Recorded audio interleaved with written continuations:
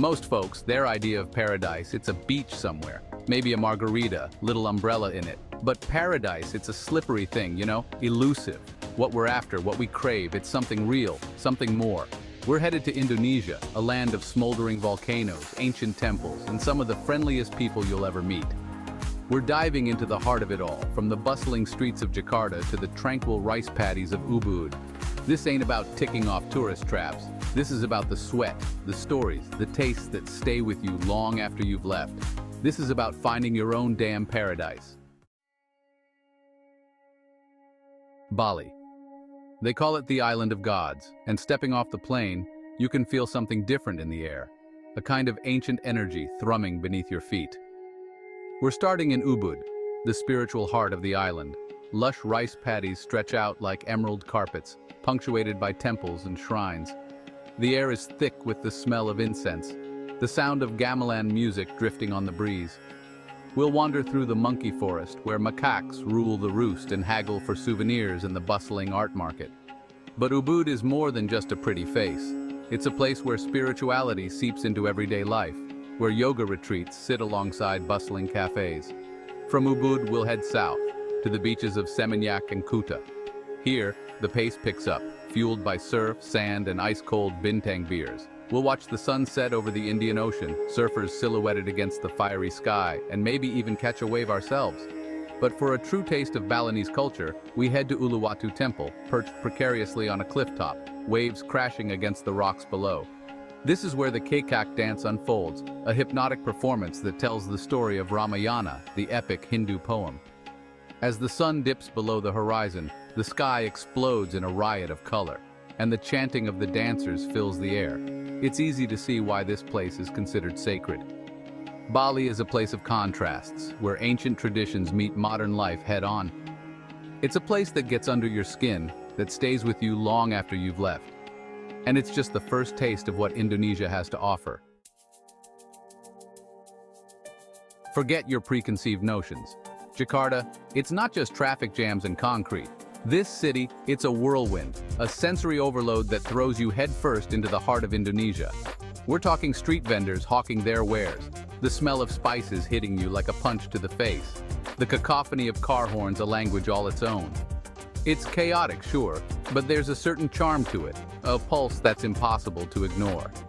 We'll dive into the labyrinthine alleys of Kota Tua, the old Dutch quarter, where colonial-era buildings stand as a reminder of the past. We'll sip strong coffee in cafes that wouldn't be out of place in Amsterdam, the ghosts of Dutch traders lingering in the air. But Jakarta is also a city looking towards the future, its skyline a testament to its ambition. Gleaming skyscrapers pierce the sky, a symbol of Indonesia's economic rise. We'll rub shoulders with businessmen and hipsters in rooftop bars, the city lights twinkling below. And then there's the food. Jakarta's street food scene is legendary, a symphony of flavors that will tantalize your taste buds. We're talking nasi goreng, the ubiquitous fried rice dish, each vendor with their own secret recipe. We'll slurp down bowls of soto betawi, a rich beef soup, and sample satay, grilled meat skewers slathered in peanut sauce, the air thick with the smell of charcoal and spices. Jakarta is a city that never sleeps, a place where ancient traditions collide with modern aspirations. It's a city that will challenge you, exhaust you, and ultimately leave you wanting more. Yogyakarta. They call it the soul of Java, and for good reason. This city, it's steeped in history, a place where ancient traditions are woven into the fabric of everyday life. We're talking about sultans and palaces, about shadow puppets and gamelan orchestras. Our journey starts at the Borobudur Temple, a UNESCO World Heritage Site and one of the most impressive Buddhist monuments in the world. Picture this, a colossal pyramid of stone adorned with intricate carvings and hundreds of Buddha statues. We'll wander through its ancient corridors, the morning mist clinging to the stone, and feel the weight of centuries staring back at us. Next, we'll venture to the Kraton, the Sultan's Palace, a sprawling complex that's still home to the royal family. We'll witness the elaborate rituals and ceremonies that have been passed down through generations, a glimpse into a world that seems frozen in time. But Yogyakarta isn't just about the past. It's also a center for art and culture, with a thriving community of artists, musicians, and dancers.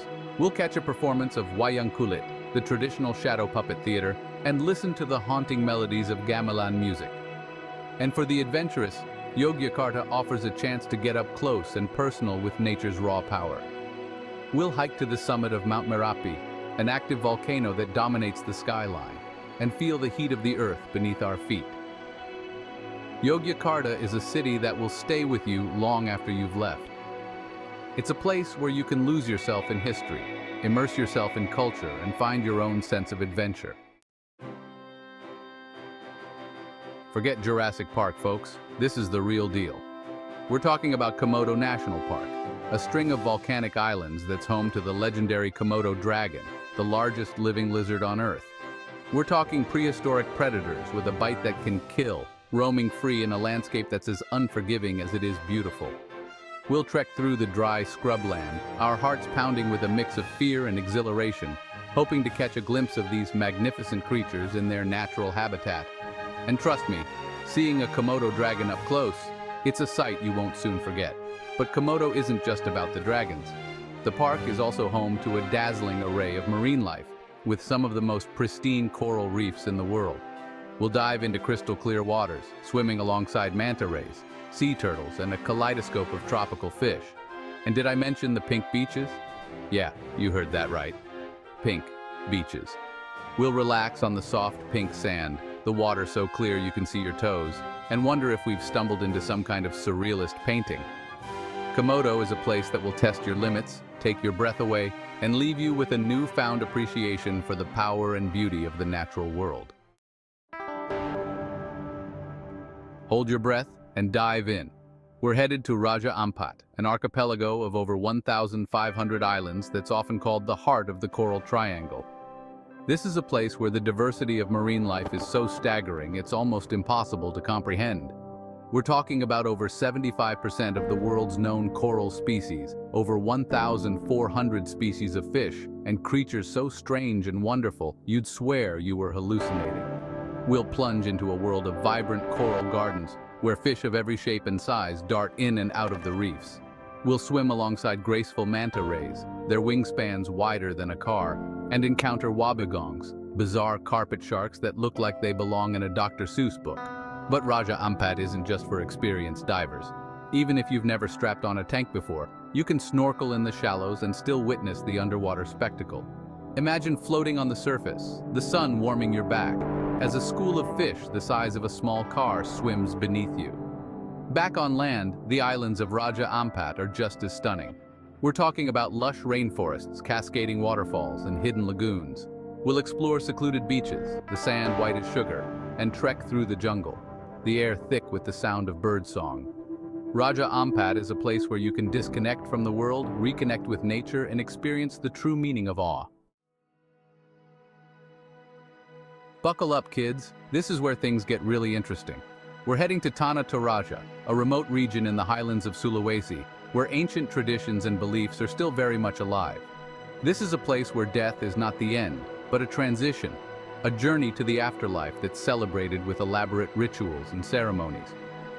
We're talking about funerals that last for days, sometimes weeks, with families going to extraordinary lengths to honor their deceased loved ones.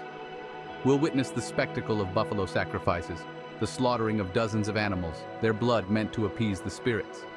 We'll see families build elaborate tongkonan, traditional boat-shaped houses for their deceased relatives, and we'll visit the Tau Tau, life-sized wooden effigies that represent the deceased, dressed in their finest clothes and staring out over the landscape. This might not be everyone's cup of tea, I get it.